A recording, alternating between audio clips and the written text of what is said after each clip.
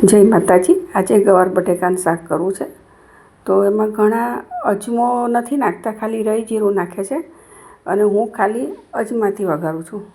તો એક નાનું બટેકું અને ગવાર સાફ કરીને ધોઈને રાખી દીધા છે અને વઘારમાં નાખવા માટે લસણની કટકી, મરચાંની કટકી અને મીઠા લીમડાના પાન અને નાની સાઈઝનું એક ટામેટું કાપી લીધું। તો વઘાર કરી લઈએ। તેલ મૂકી દીધું છે અને એમાં અજમો નાખી દઈએ। મારે રસોડું નાનું છે એટલે હું પરફેક્ટ નથી બતાવી શકતી।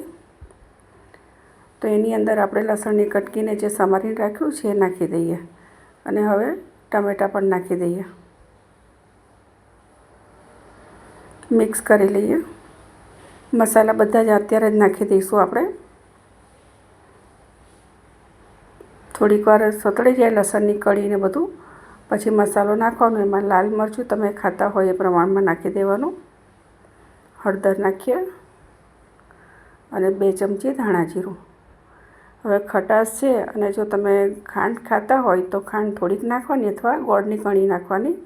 મેં કંઈ નથી નાખ્યું કેમ કે ખાટું ટામેટું નથી એટલું બધું, એટલે ચાલે એવું છે।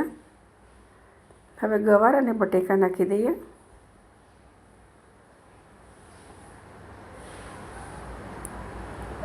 બધું શાક અંદર નાખી દઈએ અને એને હવે સરસ મિક્સ કરી લઈએ ને થોડી વાર સતળાવા દઈએ। જો આવી રીતે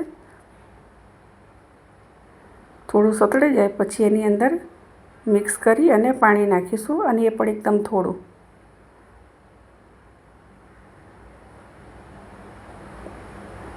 ખાલી એ ચડી જાય એટલું જ પાણી નાખવાનું છે। આમાં રસો ના સારો લાગે એટલે એકદમ થોડું પાણી નાખ્યું છે।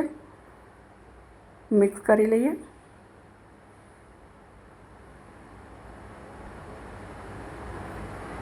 અને ગવાર કૂણી છે અને બટેકું પણ એકદમ પાતળું સુધાર્યું છે એટલે 2 વિસલમાં થઈ જશે। તો ઢાંકી અને આપણે 2 વિસલ કરી લઈએ, પછી હું તમને આગળ બતાવું। જોઈ લઈએ। થોડી વાર આ છે તો આવી રીતે કાઢી અને જોઈ લઈશું। એકદમ સરસ થઈ ગયું છે અને મસાલો શેકાઈ ગયો છે ને એટલે તેલ પણ સરસ છૂટું પડી ગયું છે। જુઓ, એકદમ સરસ થઈ ગયું છે શાક। વિડીયો સારો લાગ્યો હોય તો લાઈક કરજો, શેર કરજો। એને બંધ કરી દઈએ એટલે ગરમ રહે। નવા હોય તો સબસ્ક્રાઈબ કરજો। તો હવે મળીશું આપણે બીજા વિડીયોમાં। જય માતાજી।